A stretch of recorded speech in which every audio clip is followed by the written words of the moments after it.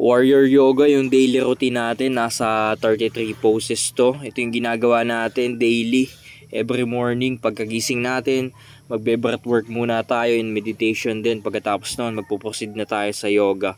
Mga 8 minutes lang to. Goods na tayo din. After nyan, ligo naman. Para sa akin mahalaga na dapat laging kasama ang yoga sa ating daily fitness routine. Lalo na kung nagbubuhat tayo ng mabibigat. Ito napakagandang na-stretch ang ating mga muscle, ligaments at joints para mas malayo tayo sa injury. Para sa akin maganda rin to para ma-circulate ng maigi ang ating mga lymphatic fluids at gumanda lalo ang circulation ng ating blood. Para sa akin lang naman yun. Mga 1.5 year ago na nung nagsimula ako mag-practice ng yoga. Sa simula mahihirapan pa ako kasi hindi pa flexible yung aking mga muscle joints. Yun, medyo masakit pa pero nung habang tumatagal yun, ayos na sa akin.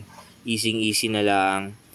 Lalo na nung nabasa ko yung libro ni Brad Willis na Warrior Yoga yun. Kaya mas lalo akong naging consistent sa pag-apply nito daily sa aking fitness journey. Dito sa yoga routine ko na ito, sinasamahan ko na din ito ng kaunting calisthenic para hybrid athlete naman tayo eh. Kaya malaya tayong mag-add ng ating mga modifications sa ating mga fitness routine. Napakahusay din ng yoga na pang warm up bago tayo mag-workout dahil ito ay full body ang ginagamit natin dito at nai-stretch. Sinebayan na rin natin ang paghigop ng mainit na kakao tableya ang ating pag-yoga kaya napaka-satisfying nito. Oh yes.